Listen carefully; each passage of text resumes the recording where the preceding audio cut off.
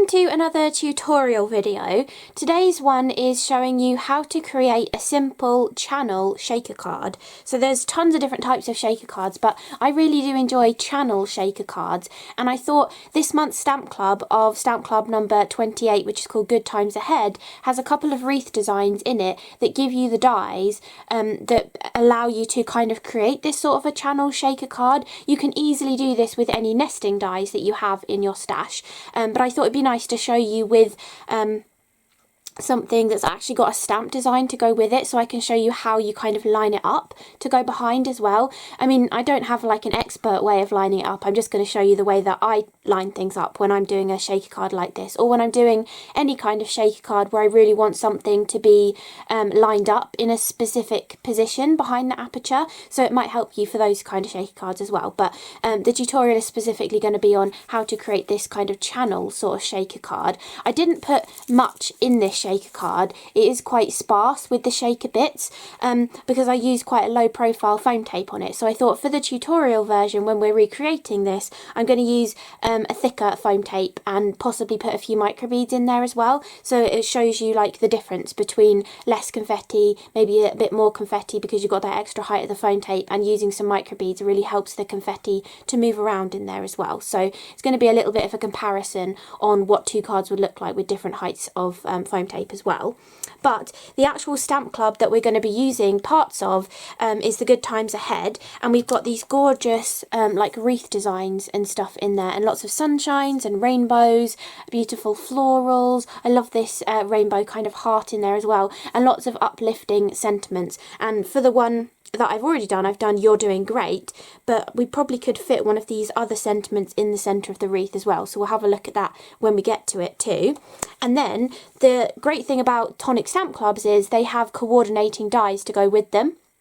And they've not just given you the coordinating die to cut out the wreath, they've given you the die to cut out the centre of the wreath as well. So this gives you a lot of possibilities for different types of shaker cards. You could just do a shaker card with the wreath aperture and just have the bit shaking across the front section and not put the interior piece back on the top. Or you could do a shaker card where you stamped this design onto your panel, but you use the centrepiece to die cut out the centre, and then there's shaker bits inside the centre of it as well.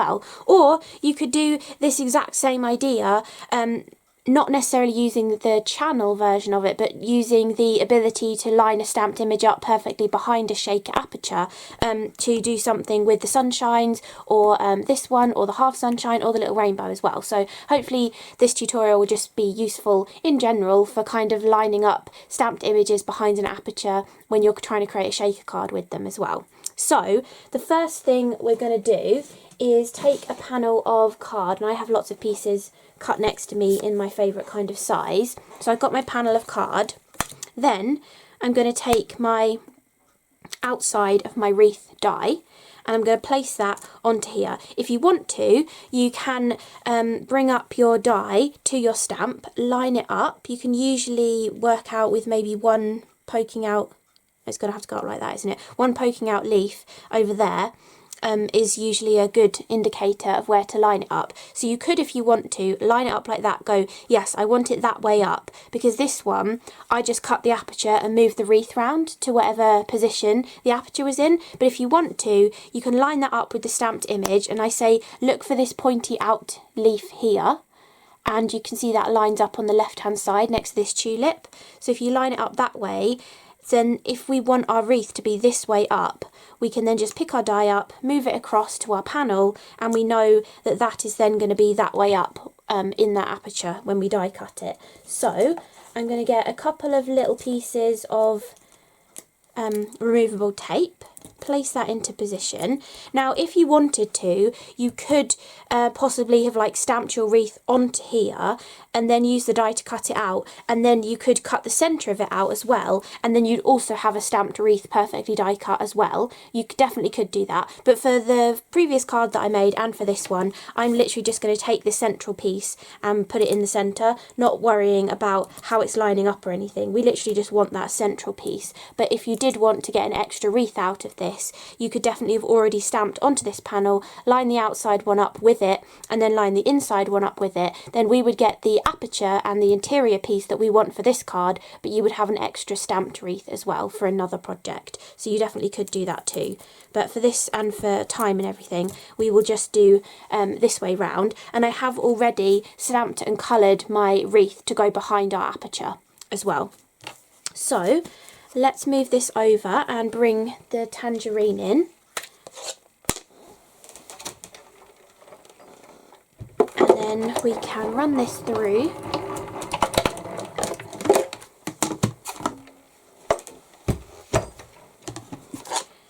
And we've got our perfect aperture in our panel, and then we've got the middle piece as well. And if we have already stamped this and lined up the dies properly, then this could have been a stamped and die cut wreath. But with this one and the previous one I wasn't worrying about lining it up, so technically we've got a wreath, but the actual stamp design won't fit on this because we didn't properly align the central piece to the perfect position on them. But you could definitely use these for something else. Perhaps you could colour them green and they could just be bushy foliage, and then you could put beautiful red poinsettias on it and they could be like wreaths for Christmas cards. So you don't have to waste those if you do get pieces like that you haven't perfectly lined up as well.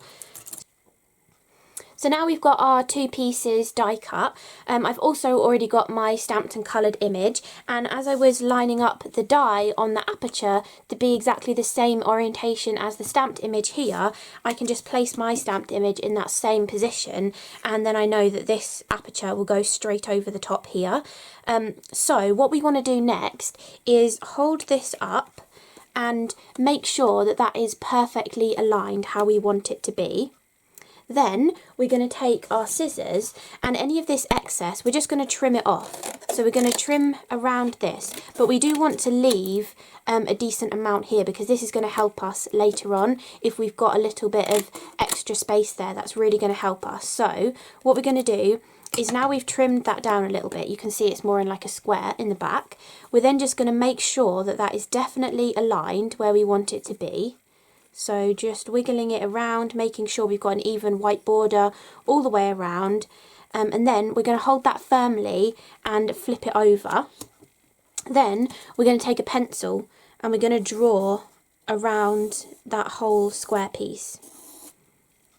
And then we're also going to draw an arrow on the back pointing up to the top of the card. Mine's just flipped up the other way, but up towards the top of the card so we know which way up our wreath is going to be. So now we can take this away, but we can instantly know from the back of our panel that if we put that in that exact position with the arrow pointing upwards and turn it back over, it's going to be perfectly aligned in our aperture. And this will work for any time you're trying to do this kind of thing, not necessarily just for the channel card, but it'll work for anything you're trying to line up inside an aperture that's a stamped image as well.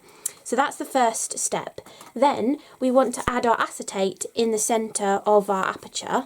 So I don't know if this piece is going to be big enough, but we shall see. Oh, I think it's just going to fit, I think. So we should just be able to get away with this scrap of acetate. This is left over from packaging, so do reuse your packaging acetate.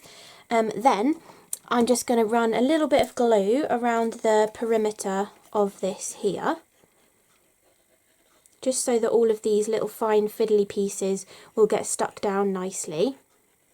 And then because we know that's kind of like a square of acetate, I'm just going to add a little bit of extra glue in those areas as well. And I'm going to tap off a little bit of that excess just so it doesn't squidge out onto the acetate as well. And then we're going to place that so that the whole aperture is covered with acetate. Okay, then we can trim off the excess that's hanging over from that as well. We don't need any of that excess. Make sure that is stuck in position really nicely. Then we're going to go back to our guide that we already did on the back, and we're going to take our piece and minding out for any glue that we've added that hasn't actually caught on the acetate, we're going to place this back over the top And again, you could use a bit of washi tape to hold this into position, or some little pegs or something if you want to, or you can just wiggle it from the front again, but just double check your registration marks on the back to make sure it's still in the same position, so we know when we're turning this into a shaker card that we're going to get that perfect position. Then we're going to take our middle piece. Now the middle piece has like a bigger lump in it just there, this kind of more pointed sort of lump there, and that is for that leaf just there. So we know that that is going to line up perfectly in that position for that leaf. But we also need this outside piece to be perfectly aligned as well. So we're going to try not to move that. Again, you could use your stamper's magnetic platform, or crafter's magnetic platform even, or the base of your stamping platform to hold this all down whilst you're doing this. But what you want to do is stick this piece in the perfect position on the acetate in the middle of the wreath. So you can just wiggle it around a little bit, and then you're going to have your perfect, if I move that out of the way, perfect wreath there, you see, and that will go absolutely brilliantly straight over the top of this. So it doesn't matter how high your foam tape is or how many shaker bits you're going to put in there, this is going to fit perfectly over the top of that, and we're going to know exactly how to line it up because we have our markings on the back. And you'll see that in action a little bit later on in the video as well. So next step is adding your foam tape to the back of this. So we want to work on the back again where we can see our guide marks and we've got our acetate on there. And then this time I'm going to go with a higher profile foam tape. So I'm going with a 2mm foam tape rather than the 1mm that I used on the previous one. Now the only thing to consider with this part is we don't want to completely cover all of these lines, because the temptation is to just do big square box around there to house all of the shaker bits. But if we do that, we're going to cover up these lines and then we won't know where to line the pretty piece back up to get it in the perfect position. So you want to be a little bit wary about that. And because this is a channel shaker card, you want to put a lump of foam tape right in that central piece as well to stop too much of the shaker stuff shaking behind it. You kind of want it to shake in a channel rather than just like all just falling from the top straight to the bottom. It kind of depends on how large your confetti and stuff is, so you might not really notice that depending what sort of confetti you're using. But I'd say one of the main things that makes it into a channel shaker card is having that foam tape behind that central island kind of piece in there. And then I'm just going to use skinnier pieces of foam tape to go around the perimeter of our floral wreath design, without covering up too many of the pieces. If we can kind of keep like the bottom two corners free from foam tape, we'll definitely be able to line it up perfectly, or perhaps keeping two opposite corners free as well. That's just like the easiest kind of way to still be able to line up your image when you're doing one of these kind of shaker cards that has an image behind the aperture. So just need a little bit more.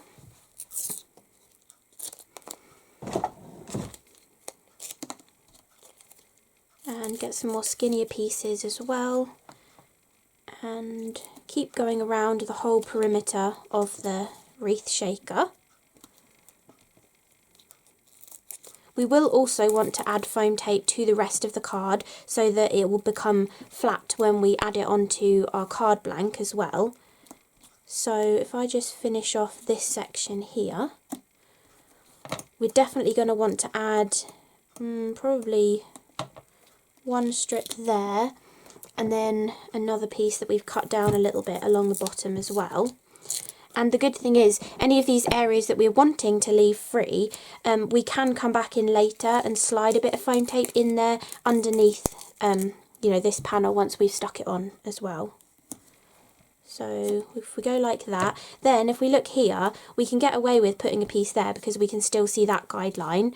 We can get away with putting a piece there because we can still see that guideline, same in this corner, and the same just there as well. So we can actually pretty much get away with that, and I don't think we're really going to need to add too much extra after we've finished assembling the shaker card. I think that'll be pretty good going for adding enough foam tape on there. Then the next step for me is always to take off the backing for your shaker well that you've created, because I find personally that if I have put confetti and microbeads and stuff into that well and then I try and remove all these pieces, I always jog it and then everything jumps and sticks to the acetate. So I do just find it is easier to have already removed the backing pieces and then put your confetti and microbeads or sequins or whatever into your shaker piece here. I'm using the iridescent circles that came out in the Christmas Magic colour trend, which was the black and gold colour trend. These do sometimes clump together a little bit. I love that these are 3 different sizes though. That's why I love using these for shaker cards. So I'm going to use a lot more than I did in my first one, just to show you the differences between them. But these ones do tend to clump together a little bit. So if I find any big clumps where there's a few discs stuck together, I'm going to try and like fish them back out and separate them just a little bit so it doesn't like clog up the shaker mechanism. You can see here, these have obviously been, the way they're manufactured, been punched out. That's the tiny circle, but there's a load of them. Oh, I've lost it now, it rolled off. But there was a load of them stacked on top of each other. So if you have any bits like that, you might just want to try and separate them just a little bit, just to help them kind of move around the frame of the shaker. So I'm going to go a little bit more than this,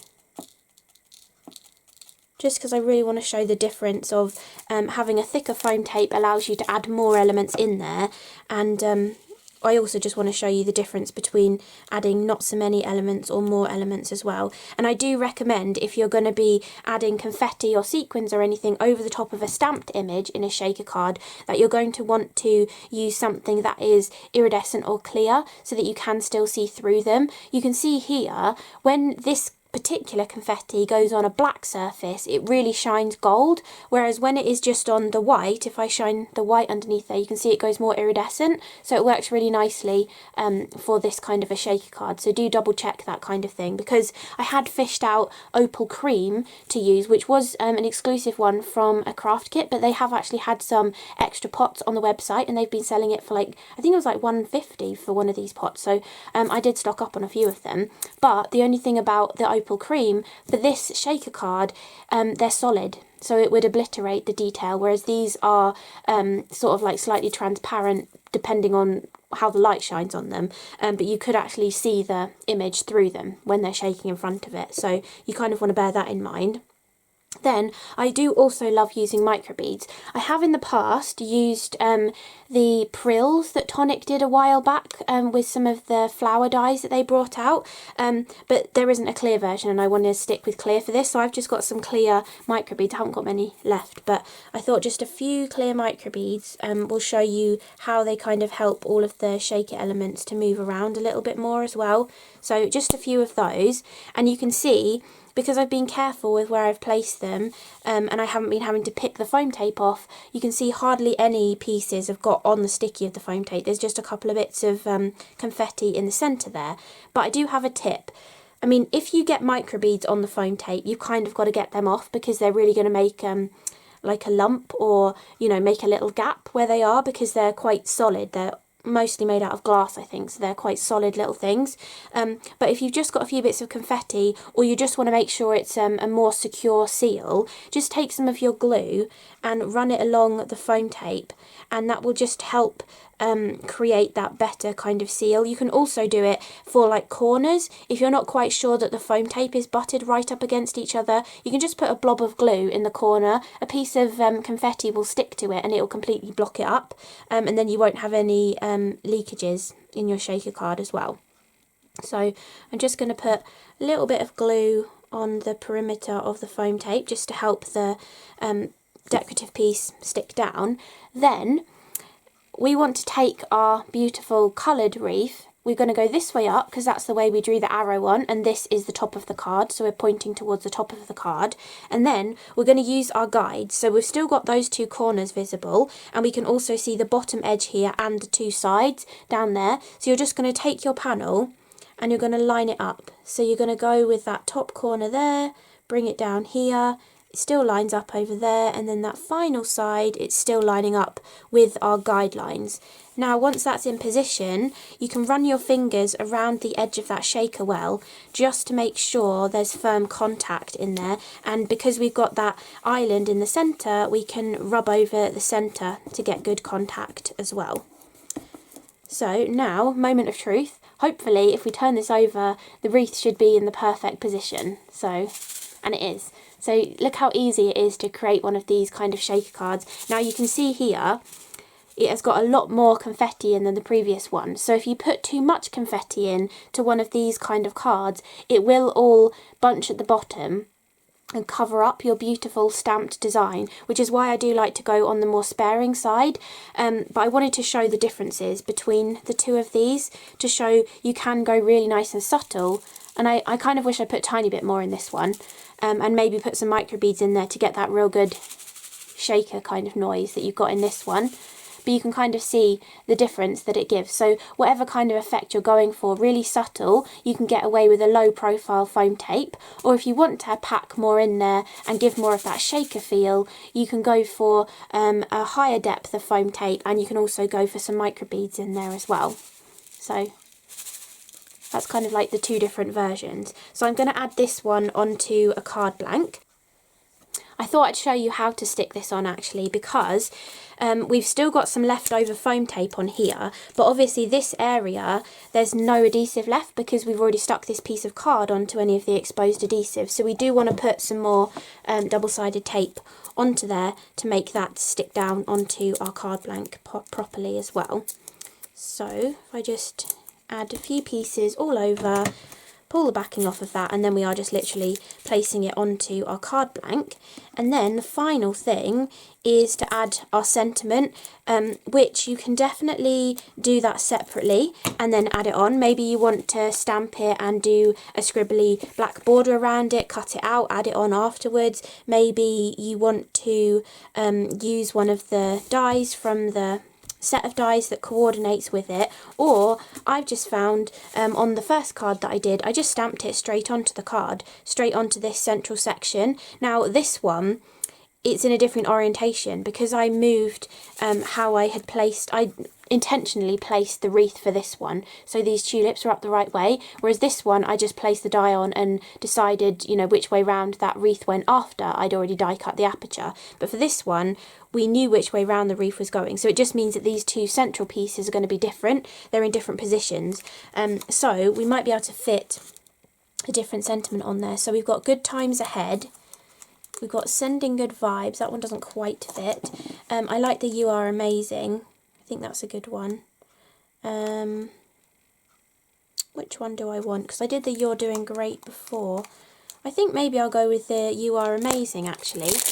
So I'm just going to get a small acrylic block, and then I'm going to use a pigment ink pad because they're great for getting, you know, a perfect impression with just one stamping. You could put this back in your stamping platform if you want to, or if you didn't want to do this directly onto your card once you'd assembled it all, you could have left off this piece and then put the sentiment on this, or you could have stamped this piece before putting it on when I showed you how to do that earlier as well. So just going to ink up this sentiment, and then I'm just going to carefully position that in the centre of the wreath, trying to make sure it's straight. And then we want to do good firm pressure, and we've got that foam tape underneath there, so hopefully we should get a good nice impression. And there we go, we've got the perfect little sentiment right in the centre of that one. So we've got two different ones there, you're doing great and you are amazing, and this one has got that higher profile foam tape. If I can kind of show you from the side, you can see there's like more of a shadow between the outside panel and the coloured in image as well, and you can see just how much more confetti you can fit in there, or if you want to go for more of a subtle technique then, or a subtle shaker, you can do that as well. But just two different versions of the same kind of card really.